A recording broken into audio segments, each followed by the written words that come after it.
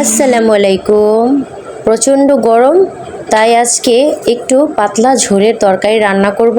তাই আমি নিয়ে নিয়েছি কতগুলো ডাঁটা, আর ডাঁটাগুলোকে আমি এভাবে পানিতে ভাপ দিয়ে পানিটা ফেলে দিব।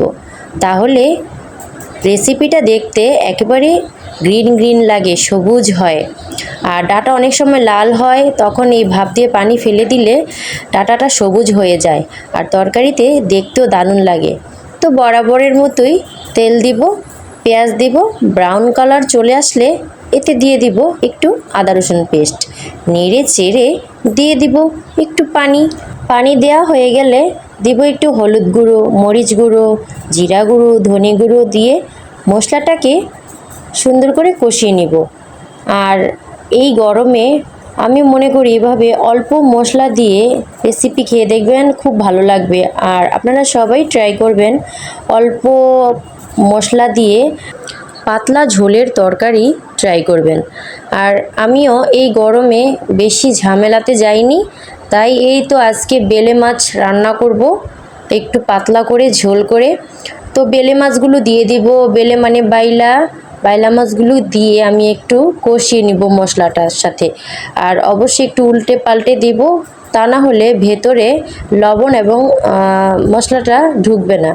তো ভালো করে একটা কষান দিয়ে আমি এতে দিয়ে দিব সেই আমার ভাপ দেয়া ডাঁটাগুলো।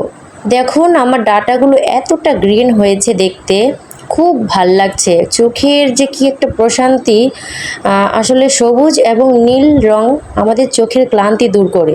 সারাদিন আমরা মোবাইল নিয়ে এতটা ব্যস্ত হই যে প্রকৃতি দেখার সময়ই হয় না, তাই না?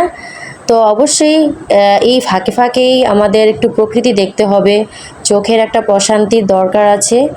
আর ঘুম তো অবশ্যই চোখের ক্লান্তি দূর করে, অবশ্যই পর্যাপ্ত পরিমাণ ঘুমাতে হবে। এবং নীল রং মানে হচ্ছে আকাশ দেখবেন, সবুজ বনানী দেখবেন, তাহলে চোখ ভালো থাকবে, মন ভালো থাকবে, ফুরফুরে থাকবে।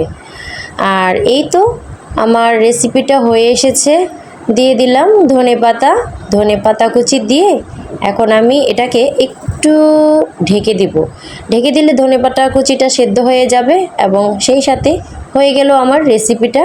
আর এই তো দেখুন এতটা সবুজ হয়েছে দেখতে, কি বলবো, একেবারে আমার দেখেই যেন আর লোভ সামলাতে পারছি না, এতটা সুস্বাদুও হয়েছিল।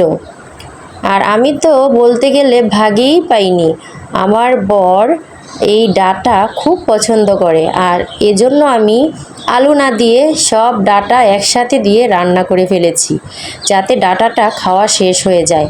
বাসি তরকারি গরমে অবশ্যই খাবেন না, সব সময় অ্যাভয়েড করে যাবেন, আপডেট রান্না খাওয়ার চেষ্টা করবেন।